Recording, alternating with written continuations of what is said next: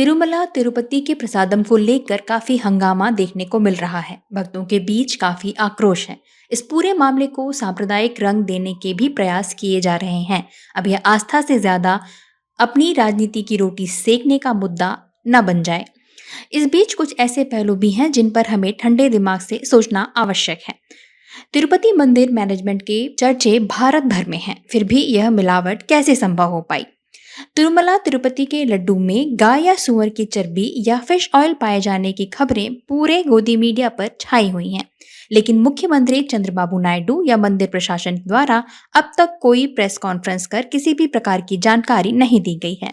मुख्यमंत्री चंद्रबाबू नायडू ने केवल यह कहा है कि प्रसादम में एनिमल फैट पाया गया है, लेकिन गोदी मीडिया द्वारा यह मान लिया गया कि इसमें गाय या सुअर की चर्बी ही मिली हुई है। वहीं सीएम ने एनिमल फैट तो कहा, लेकिन इस विषय में कुछ नहीं कहा कि किस कंपनी का घी इस्तेमाल किया गया था। वहीं इंटरनेट पर जो टेस्ट रिपोर्ट वायरल है, 2 पेजों का टेस्ट रिपोर्ट वायरल है, उसमें यह कहा गया है कि घी में फॉरेन फैट पाया गया है, जिसमें बाकायदा 14 फॉरेन फैट की सूची दी गई है, जिसमें से वनस्पति घी से लेकर फिश ऑयल, गाय या सुअर की चर्बी शामिल है और इनमें से कुछ भी हो सकता है। रिपोर्ट में कहीं पर भी यह नहीं कहा गया है कि घी में एनिमल फैट ही मिला हुआ है।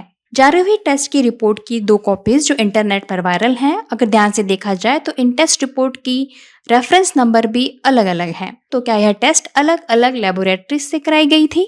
वहीं यह बात स्पष्ट है कि यह रिपोर्ट सीएम चंद्रबाबू नायडू के पास जुलाई माह में ही आ गई थी। तब उन्होंने यह बात जनता के सामने क्यों नहीं रखी? लगभग 2 माह बीत जाने के बाद ठीक इलेक्शन के पहले ही चंद्रबाबू नायडू ने क्यों घी में मिलावट के विषय में बात कही और अब तक सीएम की ओर से कोई प्रेस कॉन्फ्रेंस क्यों नहीं ली गई? वहीं मंदिर प्रशासन का अपना अत्याधुनिक लैब होने के बावजूद गुजरात में ही टेस्टिंग के लिए सैंपल क्यों भेजे गए? सीएम ने तो अब तक कोई प्रेस कॉन्फ्रेंस नहीं की है, लेकिन वाईएसआर कांग्रेस के नेता जगन मोहन रेड्डी द्वारा एक प्रेस कॉन्फ्रेंस कर जानकारी दी गई है। उन्होंने बताया कि मंदिर में हर एक नियम का पालन किया जाता है।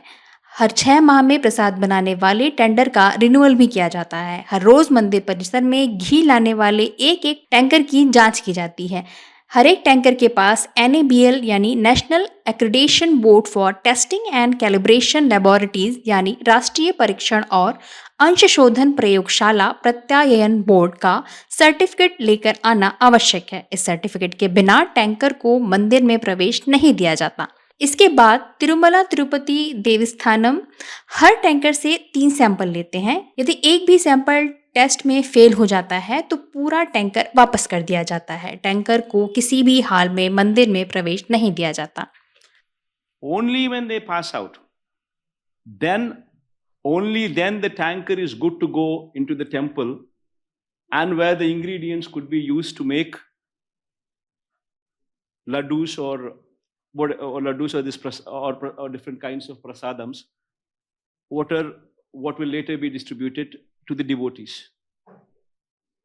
If any tanker fails on any of these tests, even if one test goes wrong, the tanker is stopped. Tanker is not permitted to go inside. Forget about anything else. Forget about consumption.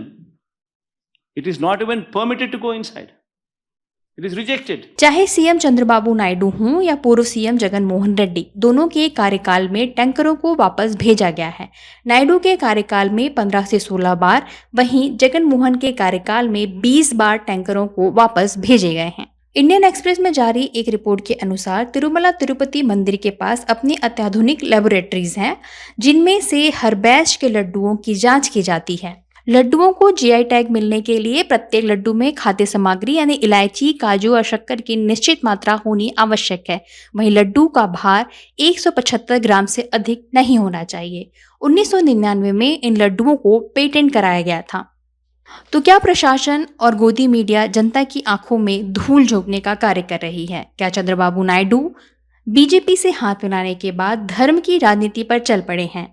वहीं 11 foreign fat की बात की गई है। उनमें से soybean तेल से लेकर के गाय या सुअर की चर्बी कुछ भी हो सकता है। कहीं पर भी स्पष्ट एनिमल फैट की पुष्टि नहीं की गई है। सांप्रदायिकता और राजनीति से दूर इस पूरे मामले की स्पष्ट जांच होनी चाहिए। सीएम चंद्रबाबू नायडू और केंद्र को प्रेस कॉन्फ्रेंस कर सारी बातें स्पष्ट करनी चाहिए। भ्रष्टाचार के तह तक जाया जाए और दोषियों को बख्शा ना जाए। इस संबंध में आपके विचार हमें कमेंट बॉक्स पर लिखकर जरूर बताएं। धन्यवाद।